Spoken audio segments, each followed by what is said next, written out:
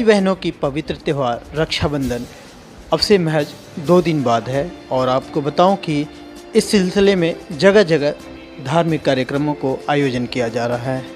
आप देख सकते हैं यहाँ पर तमाम लोग बैठे आज रक्षाबंधन पर्व को एक पवित्र जो रिश्ता है इसके बारे में मैडम यहाँ पे बैठी हैं ब्रह्म कुमारी की, जो यहाँ आपके आगे पीछे तमाम लोग जो देख सकते हैं कि ये सारे लोग रक्षाबंधन का महत्व क्या है उसके बारे में जाना है। और अब से जब 2 दिन बाद इस पर्व को मनाया जाएगा तो जो अच्छे तरीके होते हैं उसके तरीके से रीति रिवाज को अपनाते हुए पालन करें, ऐसा यहाँ से एक मैसेज गया है। तो मैडम आज आप तमाम लोगों को कुछ उपदेश दिया है। मुझे लगता है कि सालों साल जब इस प्रोग्राम को, इस धार्मिक परंपरा को जब निभाते आते हैं, लेकिन कुछ हट के अगर है या फिर रक्षाबंधन है क्या, आपके जरिए अगर जानना चाहें और जो आपकी ये लोग श्रोता हैं जिन लोगों ने देखा है सुना है आपके जरिए जाना है तो क्या होगा वो? ओम शांति। प्रजापिता ब्रह्मा कुमारी ईश्वरीय विश्वविद्यालय की ओर से आप सभी भारतवासियों का, आप सभी विश्व की आत्माओं को हम सब की तरफ से रक्षाबंधन की ढेर सारी शुभकामनाएं और उम्मीद करते हैं ये रक्षाबंधन का त्यौहार आप सबके जीवन में खुशहाली लेके आए। एक्चुअल में ये रक्षाबंधन जो पर्व है, ये पर्व है वास्तव में पवित्रता का, कि जिसकी भी कलाई पर राखी बांधी जाती है उससे ये उम्मीद की जाती है कि वो भाई बहन एक दूसरे के प्रति पवित्र दृष्टि रखेंगे, कभी भी किसी से नफ़रत का भाव नहीं। और किसी की विकारी जो आज भ्रष्टाचार आज हम देख रहे हैं, जगह जगह पे 6 मास की बच्ची के साथ दुष्कर्म हो रहा है, कोई महिला सुरक्षित नहीं है, यहाँ तक कि पुरुष भी कहीं ना कहीं इन चीज़ों से अछूते नहीं रह गए। तो दोनों के अंदर वो पवित्र भाव जगाएं, इस चीज़ का ये त्यौहार रक्षाबंधन है। इस त्यौहार के अंतर्गत हम बहुत सी विधियां करते हैं, तिलक लगाते हैं, रक्षा सूत्र बांधते हैं, हम जो है फिर कुछ ना कुछ हम आरती उतारते हैं, मुख मीठा कराते हैं। इन सब के पीछे बहुत आध्यात्मिकता छुपी हुई है। रक्षा सूत्र बांधा जाता है कि जिसकी कलाई पर बांधी गई उसका मन और चित्र पवित्र हो जाए। तिलक लगाया जाता है कि जैसे शरीर में जो शरीर को चलाने वाली आत्मा है, चेतन शक्ति है, वो यहाँ विराजमान है, वो सदा जगमगाती रहे, इसकी यादगार में जो है वो तिलक लगाया जाता है, आत्मिक स्मृति का तिलक। फिर उसके साथ साथ मुख मीठा कराया जाता है कि जैसे इस मिठाई की मिठास है ऐसे हमारे संबंधों में भी मिठास हो जाए, हमारे संबंध भी मधुर हो, हमारी बोली जो है वो महत्वपूर्ण हो जाए। बहन भाई से वादा लेती है कि आज से कोई ना कोई एक संकल्प, एक बुराई, यहाँ भी हम लेते हैं कि कोई एक बुराई छोड़ने का संकल्प लें, ताकि उससे बल मिले कि हम कैसे कैसे अपने अंदर की बुराई, क्योंकि इस समय वातावरण में बहुत पवित्रता है और एक बल मिलता है सभी को अपनी उस बुराई को छोड़ने का। मुझे लगता है कि प्रैक्टिकल में आपने सारा साजो सामान रख के यहाँ अपने तमाम लोगों को आपने बताया भी कि किस तरीके से इसके एक्चुअल में रूप क्या है, किस तरीके से हमें पालन करना चाहिए। लेकिन माहौल वाकई में बहुत बदल गया है। आज के समय में आए दिन बहुत तरीके की घिनौने हरकतें होती रही हैं। भाई बहन का रिश्ता जिस तरीके से कहा जा रहा है उसका पालन नहीं हो पा रहा है। लेकिन सच्चाई क्या है, किस तरीके से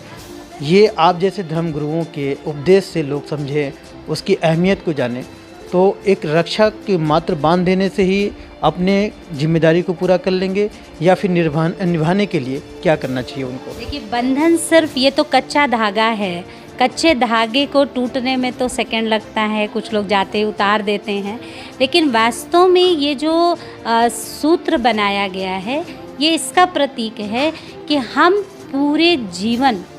जो आज संकल्प ले रहे हैं उसको ताउम्र निभाएंगे।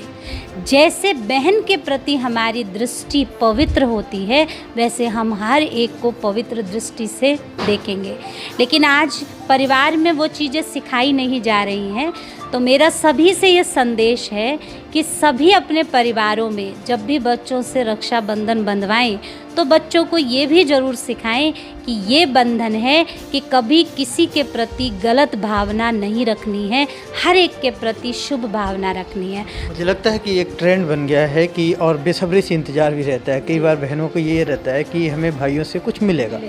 एक प्रलोभन वाली और या फिर कहें कि एक परंपरा है जो अब मॉडर्न टाइम में कुछ अलग रूप ले लिया है। तो इस तरीके की जो सोच रखना और ख़ासकर भाइयों को, अब कोरोना के टाइम में तो वैसे भी जेब टाइट है, तो ऐसे में उनके लिए क्या, बहनों के लिए क्या कहना चाहिए? हम तो यही बहनों को कहेंगे और हम कह भी रहे हैं सब जगह जहाँ पर भी हम जा रहे हैं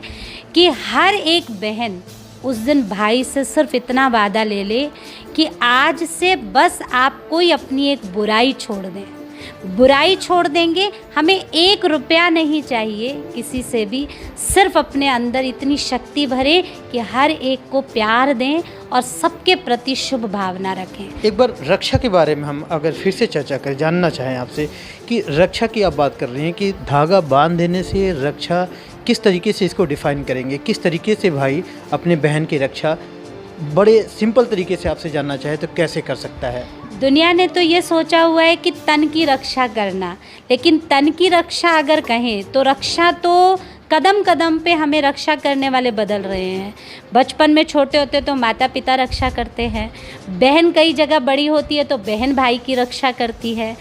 विवाह उपरांत पति का फ़र्ज़ बन जाता है रक्षा करने का, बुज़ुर्ग होने पे बच्चों की जिम्मेवारी बन जाती है रक्षा करने की। तो रक्षा का सूत्र सिर्फ तन की सुरक्षा नहीं, अपनी दृष्टि को पवित्र बना करके कि मेरी उस बहन के प्रति या बहन जिसको भी हमने देखा है, सब बहनों के प्रति मेरी शुद्ध वृत्ति होगी, किसी के लिए गलत भावना नहीं आएगी, किसी के लिए गलत दृष्टिकोण नहीं जाएगा, क्योंकि आज इस संसार में माताएं बहनें सुरक्षित नहीं है। तो ये एक अच्छा पैगाम गया यहाँ से और मुझे लगता है कि तमाम लोग आपकी बातों को सुनकर अमल करेंगे, क्योंकि बहुत पहले आपने एक पहल किया है और अच्छा टाइम भी है। सेंटर पे आज इस तरीके के कार्यक्रम के पीछे उद्देश्य क्या बताना चाहेंगे आप? हमने छोटे छोटे ये ग्रुप्स में इसलिए रखा है, ये प्रोग्राम वैसे 4-5 दिनों से चल रहा है। कुछ जगहों पे हमने जा कर के रक्षा सूत्र बांधा। आज हमने जो भी हमारे संबंध संपर्क वाले थे सभी को यहाँ बुलाया है कि हम सब बैठ कर के कम से कम एक संकल्प करें। जब संगठन में बैठकर एक संकल्प किया जाता है तो उसका बल अच्छा मिलता है और वातावरण का भी प्रभाव पड़ता है, चित्त शांत होता है, मन शांत से फिर आगे भी हमें कार्य करने का उमंग आता है। रतनलाल जी, आज आप लोग यहाँ पे कार्यक्रम में शरीक हुए हैं और कुछ चीज़ें आपने देखा है जो बताया है ब्रह्म कुमारी सेंटर की तरफ से, क्या चीज़ आपने अपने अमल में लाने के लिए सोचा?